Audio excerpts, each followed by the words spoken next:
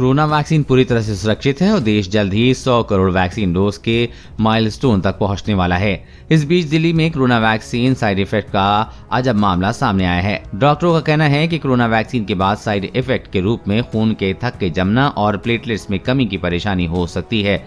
राजधानी के सर गंगाराम अस्पताल में इस तरह का मामला सामने आया है। सर गंगाराम अस्पताल में हेमेटोलॉजी विभाग के चेयरपर्सन डॉक्टर ज्योति कोटवाल ने दावा किया है कि उन्होंने अब तक ऐसे 7 मामले देखे हैं। उन्होंने कहा कि पहला मामला जून में सामने आया था। उस समय एक युवा रोगी के सीरम का सैंपल आर्मी अस्पताल रिसर्च और रेफरल में भेजा गया था। गोल्ड स्टैंडर्ड टेस्ट में इसकी पुष्टि की गई थी। डॉक्टर ने कहा कि 5 सैंपल केरल के अस्पतालों से और एक दिल्ली के एक पड़ोसी प्राइवेट अस्पताल से आया है। सर गंगाराम अस्पताल की डॉक्टर ने कहा कि कम प्लेटलेट्स कई स्थितियों की वजह से हो सकते हैं, लेकिन प्लेटलेट्स में कमी के साथ ही खून के थक्के होना बहुत ही रेयर है। ऐसा एडेनोवायरस आधारित कोरोना वैक्सीन के साइड इफेक्ट के रूप में सामने आ चुका है। उन्होंने कहा कि डेनमार्क, जर्मनी और कनाडा में भी इसी तरह के मामले सामने आए हैं। अधिकारियों ने कहा कि सर गंगाराम अस्पताल भारत का एकमात्र अस्पताल है जिसके पास वैक्सीन से होने वाले थ्रोम्बोसाइटोपेनिक की पुष्टि के लिए टेस्ट की सुविधा उपलब्ध है। पहली डोज के 3 से 30 दिन के भीतर लक्षणों पर नजर।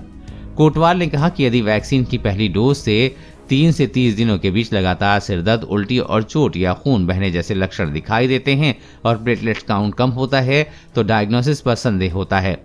उन्होंने कहा इसके अलावा यदि डी डाइमर का लेवल बढ़ा हुआ है और पीएफ हेपरिन एंटीबॉडी HPF41GG मौजूद है तो कोई भी डॉक्टरी सलाह ले सकता है। डी डाइमर ब्लड में माइक्रोक्लॉट से बनने वाला प्रोटीन होता है। ये शरीर के अंदर सामान खुद के थक्के बनाने की क्रिया का हिस्सा होता है। 1.27 लाख डोज में सिर्फ एक केस।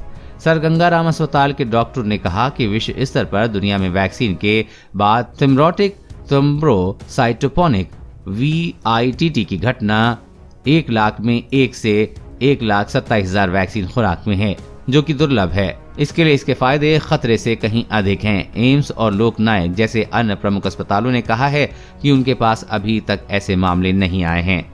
कोरोना वायरस और कोरोना वैक्सीन से जुड़ी हर अपडेट पाने के लिए चैनल को सब्सक्राइब करें।